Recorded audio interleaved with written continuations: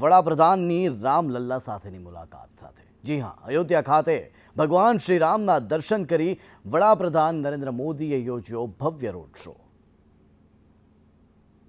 તબક્કાના મતદાન પહેલા વડાપ્રધાન નરેન્દ્ર મોદી અયોધ્યાના પ્રવાસે પહોંચ્યા હતા।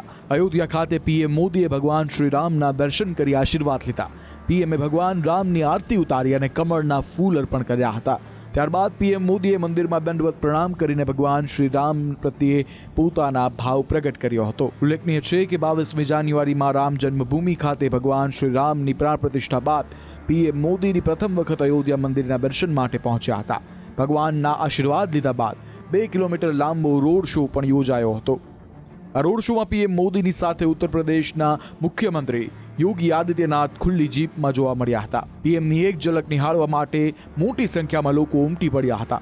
રોડ શો દરમિયાન પીએમ મોદીએ લોકોનું અભિવાદન ઝીલ્યું હતું। પીએમ 2 કિલોમીટર લાંબો રોડ શો રામપથથી શરૂ થયો હતો અને લતા મંગેશકર ચોકે સમાપ્ત થયો હતો। આ 2 કિલોમીટર લાંબા રોડ શોને ફૂલોથી શણગારવામાં આવ્યો હતો। આ રોડ શોમાં મોટી સંખ્યામાં સાધુ સંતો અને મહંતો પણ પધાર્યા હતા।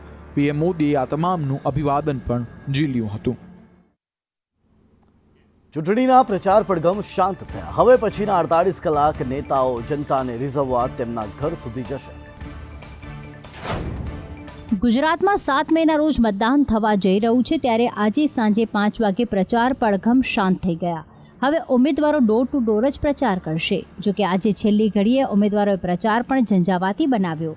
હવે પ્રચાર પૂર્ણ થયા બાદ ઉમેદવારો શહેરી વિસ્તારમાં સોસાયટીઓમાં રાત્રિ સભા, ટિફિન બેઠક થકી પ્રચાર કરશે, તો ગ્રામ્ય વિસ્તારોમાં ખાટલા પરિષદો યોજશે। ચૂંટણી મેદાનમાં ઉતરેલા ઉમેદવારો માટે છેલ્લા 48 કલાક મહત્વના હોય છે। ઉમેદવારો પોતાની જીત માટે છેલ્લી ઘડીએ સોગઠા બેસાડતા હોય છે। જિલ્લા મેજિસ્ટ્રેટ દ્વારા પણ જાહેરનામું બહાર પાડીને જાહેર પ્રચાર પર બ્રેક મારી દેવામાં આવી છે। જે તે લોકસભા ક્ષેત્રના મતદાર સિવાયના બહારના રાજકીય કાર્યકર્તાઓએ તે મતદાર ક્ષેત્ર છોડી દેવું પડે છે। આપને જણાવી દઈએ કે બહારના રાજકીય કાર્યકર્તાઓને પ્રચાર સમય પૂર્ણ થયાથી મતદાન પૂર્ણ થયા સુધી લોકસભા બેઠક પર પ્રવેશબંધી હોય છે। છેલ્લી ઘડીએ ગુજરાતની તમામ 26 બેઠક પર નેતાઓએ ઝંઝાવાતી પ્રચાર કર્યો।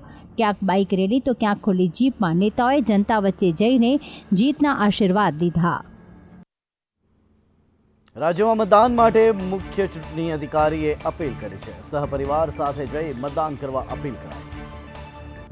7 મે મતદાન થવાનું છે। રાજ્યમાં વધુમાં વધુ મતદાન થાય તે માટે પૂરતા પ્રયાસ હાથ ધરવામાં આવી રહ્યા છે। ત્યારે મુખ્ય ચૂંટણી અધિકારીએ લોકોને વધુમાં વધુ મતદાન થાય, આ સાથે જ સહપરિવાર સાથે જઈ મતદાન કરે તે માટે અપીલ કરી છે। 10 મિનિટ મત માટેના સૂત્ર સાથે રન ફોર વોટનું આયોજન કરવામાં આવ્યું। આજે કેવી રીતે આવ્યો છો? મે 7ના રોજ પણ ઉત્સાહથી વોટિંગ કરવા માટે આવજો। 4-5 મુદ્દા ધ્યાને રાખજો। મોબાઈલ લઈ જવાનું મના છે, તો ફર્સ્ટ પોઈન્ટ મોબાઈલ મત લઈ જાય। વોટર ઇન્ફોર્મેશન સ્લિપને બધા મળ્યું છે, તો વોટર ઇન્ફોર્મેશન સ્લિપમાં ફક્ત આપણા માટે ઇન્ફોર્મેશન માટે છે, એ પ્રૂફ તરીકે નહીં। તો આપને પાસે એપિક છે, એપિક કાર્ડ, એપિક હોય તો એપિક સાથે લઈ જાઓ। અધરવાઇઝ આલ્ટરનેટિવ ડોક્યુમેન્ટ્સ આધાર, ડ્રાઇવિંગ લાયસન્સ, પાસપોર્ટ એ લઈને જાઓ। વધુ પડતી ગરમી હોવાના કારણે તમામ મતદાન બૂથ પર પાણી, ORS, કુલર સહિતની વ્યવસ્થા કરવામાં આવી છે। મતદાન કરવા આવતા મતદાતાઓને કોઈપણ પ્રકારની સમસ્યા ન સર્જાય તે માટે ખાસ ધ્યાન રાખવામાં આવશે। ગુજરાતની રાજનીતિમાં પોપટ શબ્દની એન્ટ્રી થઈ।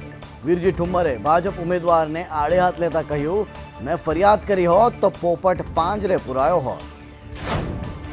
અમરેલી લોકસભા બેઠક જીતવા માટે કોંગ્રેસ આક્રમક મૂડમાં છે।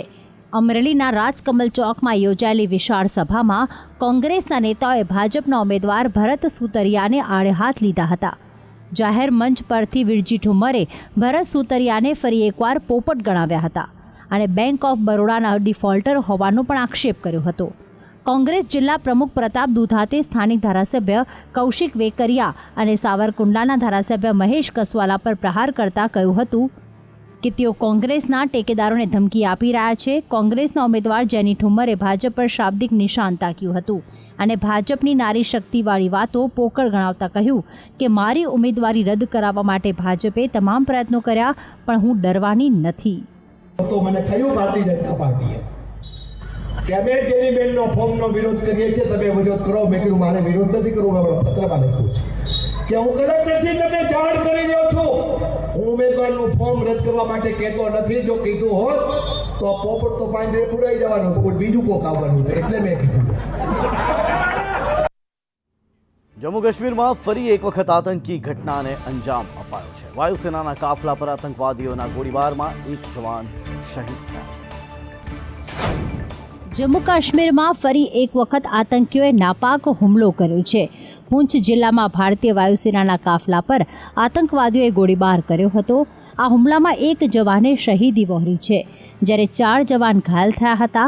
ઘાયલ જવાનોને સારવાર માટે ઉધમપુરની સૈનિક હોસ્પિટલમાં એરલિફ્ટ કરવામાં આવ્યા છે. આ હુમલો ત્યારે થયો જ્યારે ભારતીય વાયુસેનાનો કાફલો સુરનકોટના સનાઈ ગામ તરફ આગળ વધી રહ્યો હતો. આતંકવાદીઓએ સેનાના કાફલામાં સામેલ 2 વાહનોને નિશાન બનાવ્યા અને તેમના પર અંધાધૂંધ ગોળીબાર કર્યો હતો.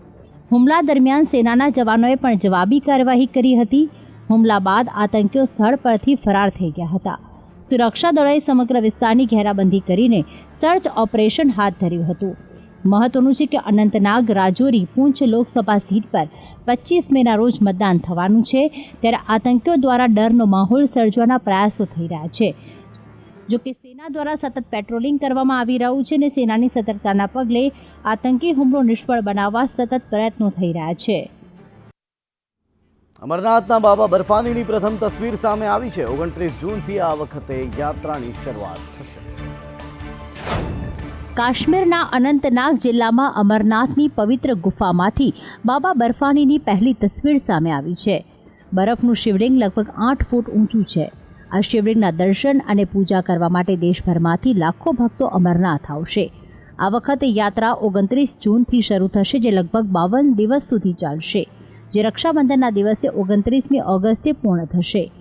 યાત્રા માટે રજિસ્ટ્રેશન 15મી એપ્રિલથી શરૂ થઈ ગયું છે.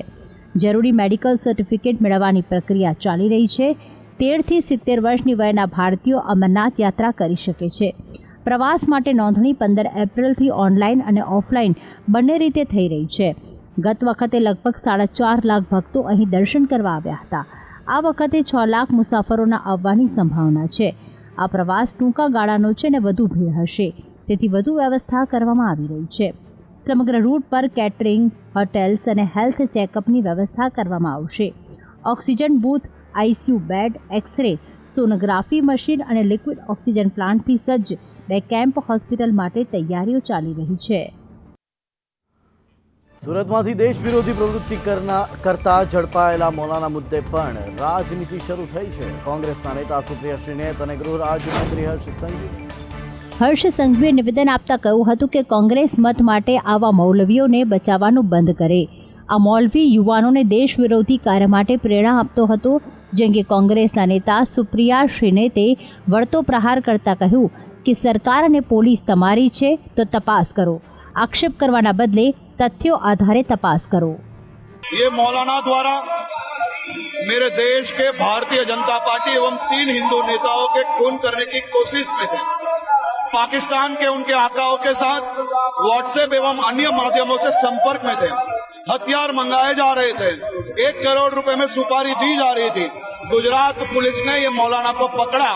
मेरी आज आपके माध्यम से कांग्रेस को विनती है कि आप वोटों के लिए इस प्रकार के मौलानाओं को बचाना बंद कीजिए। सरकार आपकी है, कानून व्यवस्था आपकी है, धरपकड़ आपको करनी है, तफ्तीश आपको करनी है। कब तक कांग्रेस के नाम की माला जपते रहिएगा? 3 दशकों से सरकार आपकी है। इससे ज्यादा मूर्खतापूर्ण बयान यहाँ के गृह मंत्री दे नहीं सकते हैं। ચૂંટણીમાં ફાયદા માટે તે હિન્દુ મુસ્લિમમાં ભાગલા પાડવાની કોશિશ કરી રહ્યા છે. આરોપ લગાવ્યા છે રક્ષામંત્રી રાજનાથસિંહ. રક્ષામંત્રી રાજનાથસિંહે કહ્યું કે રાહુલ ગાંધીમાં આગ નથી, પરંતુ કોંગ્રેસ ચૂંટણીમાં ફાયદા માટે હિન્દુ મુસ્લિમમાં ભાગલા પડવાની કોશિશ કરીને આગ સાથે રમી રહી છે. કોંગ્રેસ ધાર્મિક આધાર પર તંગદિલી સર્જીને સામાજિક સમરસતાને ખલેલ પહોંચાડી રહી છે. તે મુસ્લિમોને માત્ર એક વોટ બેંક તરીકે જુએ છે. રાહુલ ગાંધી અને કોંગ્રેસ સિવાય સંરક્ષણ મંત્રીએ લોકસભા ચૂંટણીમાં ભાજપની જીત, ચીન સાથેના સરહદી વિવાદ, પાકિસ્તાનના આતંકવાદ અને પીઓકે પર કબજો કરવાની વાત કરી હતી. તેમણે દાવો કર્યો હતો કે જમ્મુ અને કાશ્મીરમાં સ્થિતિ ટૂંક સમયમાં સંપૂર્ણપણે સામાન્ય થઈ જશે અને ત્યાં વિધાનસભાની ચૂંટણી પણ યોજાશે, જો કે તેનો સમય ગૃહ મંત્રાલય દ્વારા નક્કી કરવામાં આવશે. રાજનાથે કહ્યું કે કોંગ્રેસ માટે મારું એક સૂચન છે કે તેમણે માત્ર સરકાર બનાવવા માટે રાજનીતિ ન કરવી જોઈએ. રાજકારણનો ઉદ્દેશ રાષ્ટ્ર નિર્માણ હોવું જોઈએ. રાજનાથસિંહે કોંગ્રેસની સંપત્તિ વિતરણ યોજનાને દેશ માટે ઘાતક ગણાવી છે. તેમણે કહ્યું કે આવી યોજનાઓના દેશના અર્થતંત્ર માટે વિનાશક પરિણામો આવશે. તેનાથી મંદી આવશે અને રોકાણકારોનો ભારતમાંથી વિશ્વાસ ઉઠી જશે. લોકસભા ચૂંટણી વચ્ચે કોંગ્રેસ નેતાએ વિવાદિત નિવેદન આપ્યું. મહારાષ્ટ્ર કોંગ્રેસ નેતા વિજય વડેટ્ટીવારના નિવેદનથી ભાજપ કોંગ્રેસ સામસામે આવી. ચૂંટણી નજીક છે ત્યાં નેતાઓ મન ફાવે તેમ નિવેદનો આપી રહ્યા છે. મહારાષ્ટ્ર કોંગ્રેસ નેતા વિજય વડેટ્ટીવાર વિવાદિત નિવેદન આપતા ચર્ચામાં આવ્યા.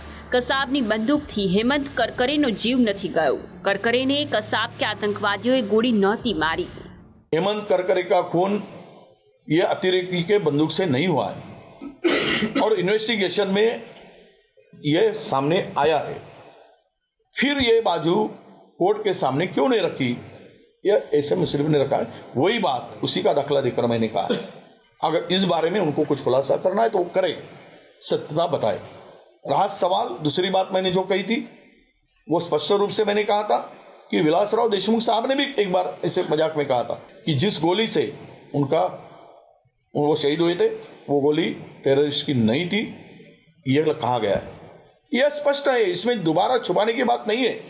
इसका खुलासा वो करे. કોંગ્રેસ નેતા વડેટ્ટીવારના આ નિવેદન પર ભાજપે કોંગ્રેસ પર પ્રહાર કર્યા. કહ્યું, વોટ બેંક માટે કોંગ્રેસ કોઈ પણ હદ સુધી જઈ શકે છે. આપને જણાવી દઈએ કે 26/11 મુંબઈ હુમલામાં હેમંત કરકરે શહીદ થયા હતા. રાજ્યમાં ગરમીનો પ્રકોપ યથાવત છે. રાજ્યની અંદર ગરમી વધી રહી છે ત્યારે રાજ્યમાં અમરેલીમાં સૌથી વધુ 43 ડિગ્રી તાપમાન નોંધાયું. ગત 24 કલાકમાં 4 શહેરોમાં તાપમાન 41 ડિગ્રીથી વધુ નોંધાયું છે. સુરેન્દ્રનગરમાં 41 ડિગ્રી, વડોદરામાં 41.2 ડિગ્રી તથા વલ્લભ વિદ્યાનગરમાં 41.5 ડિગ્રી તાપમાન નોંધાયું છે. અમદાવાદમાં 40.8 ડિગ્રી, રાજકોટમાં 40.9 ડિગ્રી તેમજ સુરતમાં 40.6 ડિગ્રી, ભાવનગરમાં 40.4 ડિગ્રી તાપમાન નોંધાયું છે તથા ડીસામાં 37.3 ડિગ્રી, ભુજમાં 39.3 ડિગ્રી તથા કંડલામાં 39.2 ડિગ્રી અને મહુવામાં 39.4 ડિગ્રી તથા કેશોદમાં 39.7 ડિગ્રી તાપમાન રહ્યું છે. આવતીકાલથી રાજ્યમાં તાપમાન હજુ વધવાની હવામાન વિભાગની આગાહી છે. ગુજરાતમાં લોકસભાની 25 બેઠકો માટે 7 મેના રોજ મતદાન થવાનું છે. દરમિયાન હવામાન વિભાગે ફરી એકવાર ગુજરાતમાં અસહ્ય ગરમીનું એલર્ટ જાહેર કર્યું છે અને કહ્યું છે કે આગામી 4 દિવસમાં રાજ્યના મુખ્ય શહેરોમાં તાપમાન 43 ડિગ્રી સુધી પહોંચી શકે છે. રાજ્યમાં 2 દિવસ બાદ યલો એલર્ટ જાહેર કરવામાં આવ્યું છે. ગુજરાતના મોટા શહેરોમાં છેલ્લા 1 મહિનાથી ઉનાળાનું તાપમાન સતત 40 ડિગ્રી નોંધાઈ રહ્યું છે. હાલ ખાણીપીણીને લઈને લોકોના આરોગ્યની સાથે ભારોભાર ચેડા થઈ રહ્યા છે ત્યારે હવે ખાદ્યતેલમાં ભેળસેળનું નવા પ્રકારનું કૌભાંડ સામે આવ્યું છે. રાજ્યના ફૂડ એન્ડ ડ્રગ્સ વિભાગે ફૂડ આઇટમના પેકેજિંગ માટે રિસાયકલેડ ટીનના ગેરકાયદે વપરાશ કરતા ઉત્પાદકો પર બાદ નજર રાખવા માટે તમામ જિલ્લાના ડેઝિગ્નેટેડ ઓફિસરોને નિર્દેશ કર્યા છે. ઉત્પાદકો અવારનવાર જૂના ટીનનો ઉપયોગ કરતા હોય છે. આવી પેઢીઓની તપાસ કરી યોગ્ય કાર્યવાહી કરવા માટે તંત્રએ રાજ્યભરના ડેઝિગ્નેટેડ ઓફિસરોને સૂચના આપી છે. રિસાયકલ કરાયેલા ટીનના ડબ્બા પહેલેથી જ એક વખત ઉપયોગમાં લેવાઈ ચૂક્યા હોય છે. ફૂડ આઇટમના વપરાશ પછી ગ્રાહક દ્વારા તેનો નિકાલ કરવામાં આવે છે અને ત્યારબાદ અનૈતિક રીતે રસમ અપનાવી પેકર્સ દ્વારા તેનો પેકિંગ માટે ફરીથી ઉપયોગ કરવામાં આવે છે. આ કારણે લોકોની હેલ્થ બગડી શકે છે. તેથી લોકોની હેલ્થ બગડે તે પહેલા ફૂડ એન્ડ ડ્રગ્સ વિભાગ દ્વારા આ અંગે આદેશ કરવામાં આવ્યો છે. Food of standard authority India પ્રમાણે કોઈ પણ વપરાયેલા કન્ટેનરને ફરીથી વપરાવવા માટે પ્રતિબંધ મૂકવામાં આવ્યો છે. વેરાવળમાં આપ નેતાના આક્ષેપ બાદ વિમલ ચુડાસમાએ વળતો પ્રહાર કર્યો. બોલ્યા, મને બદનામ કરવાનું કામ થઈ રહ્યું છે. ચૂંટણીના પ્રચાર પડઘમ શાંત થઈ ગયા છે, પરંતુ નેતાઓના આક્ષેપ પ્રત્યાક્ષેપ બંધ થવાનું નામ નથી લઈ રહ્યા. આપના નેતા જગમાલવાળાના આક્ષેપ પર વિમલ ચુડાસમાએ પોતાની પ્રતિક્રિયા આપી. તેમણે કહ્યું, મને બદનામ કરવાનું કામ થઈ રહ્યું છે. જગમાલવાળા ભાજપના માણસ છે અને તેઓ 2 નંબરના ધંધા કરે છે, એટલે એને ભાજપ સાથે રહેવું પડે, નહીં તો જેલ ભેગા થઈ જાય. જગમલભાઈ વાળાએ જે મારી ઉપર આક્ષેપ નાખ્યો છે એ જગમલભાઈ વાળા અવારનવાર આક્ષેપ નાખવા માટે ટેવાયેલા છે, કારણ કે 2022માં તે મારી સામે ફોર્મ ભરેલું અને 32,000 તેમની ગાડી અટકાયેલી અને એ ત્રીજા ક્રમ ઉપર આવેલા, એટલે 2022માં મારી સામે હારેલા છે. એના કારણે એ અત્યારે એ બોલી રહ્યા છે. ને આમે જગમલભાઈ તો હંમેશા પહેલેથી બીજેપીના માણસ છે અને બીજેપી વિચારધારાને ટેવાયેલા છે, અને આમે દર ચૂંટણીમાં અપક્ષમાં હોય કે આમ આદમી પાર્ટીમાં હોય કે અન્ય કોઈ પણ પાર્ટીમાં હોય, કોઈને સમર્થન આપ્યું હોય તો હંમેશા બીજેપીને ઇશારા કરે છે. વિમલ ચુડાસમાના નિવેદન બાદ રાજકીય માહોલ ગરમાયો છે. વેરાવળમાં હાલ આ મુદ્દો રાજકારણમાં ટોક ઓફ ધ ટાઉન બન્યો છે. વોરેન બફેટે ગતરોજ તેમની કંપની બર્કશાયર હેથવેના પ્રથમ ત્રિમાસિક પરિણામો જાહેર કર્યા, જ્યારે તેઓએ પોતાના આગામી રોકાણ વિશે માહિતી આપતા ભારત વિશે પણ માહિતી આપી હતી. આ સમયગાળા દરમિયાન કંપનીના શેરધારકોની વાર્ષિક બેઠક પણ યોજાઈ હતી. કંપનીએ ક્વાર્ટરમાં જોરદાર કમાણી કરી છે. આ સમયગાળા દરમિયાન કંપનીના નફામાં પાછલા વર્ષની સરખામણીમાં 39% વધારો થયો છે. કંપનીએ આ સમયગાળા દરમિયાન ₹92,719 કરોડનો નફો કર્યો હતો.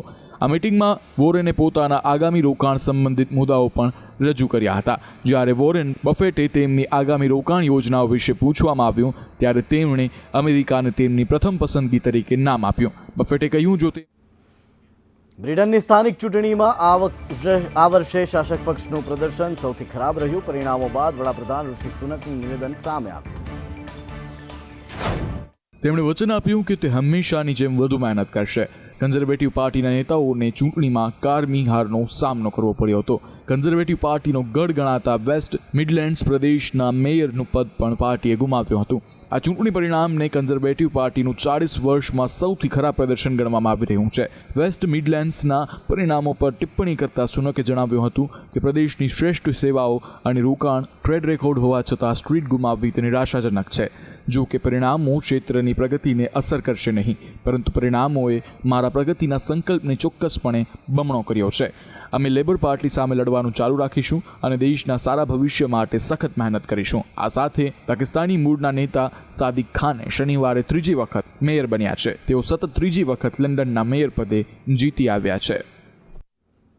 આર્થિક સંકટ સામે ઝઝૂમી રહેલા પાકિસ્તાનના વડાપ્રધાન શહબાઝ શરીફે કહ્યું છે કે જો દેશ સતત મહેનત કરે તો તે ભારત અને વિશ્વની મોટી અર્થવ્યવસ્થાઓને પાછળ છોડી શકે છે.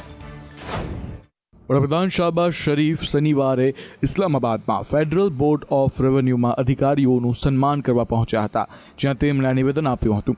જો કે એક તરફ પાકિસ્તાન મોટી અર્થવ્યવસ્થાઓ સાથે સ્પર્ધા કરવાની વાત કરી રહ્યું છે, તો બીજી તરફ દેશમાં મોંઘવારી ચરમસીમા પર છે. રોજબરોજની ચીજ વસ્તુઓનો ભાવ અસમાન છે. તેમની કિંમતો નિયંત્રિત કરવા માટે સરકાર પણ નિષ્ફળ સાબિત થઈ રહી છે.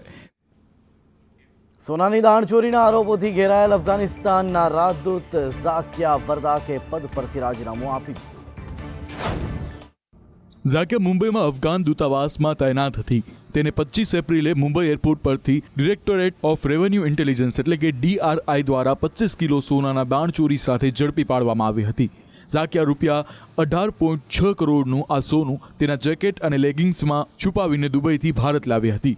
ઝાકિયાનું કહેવું છે કે તેમણે અંગત હુમલાને કારણે રાજીનામું આપ્યું છે. સોનાની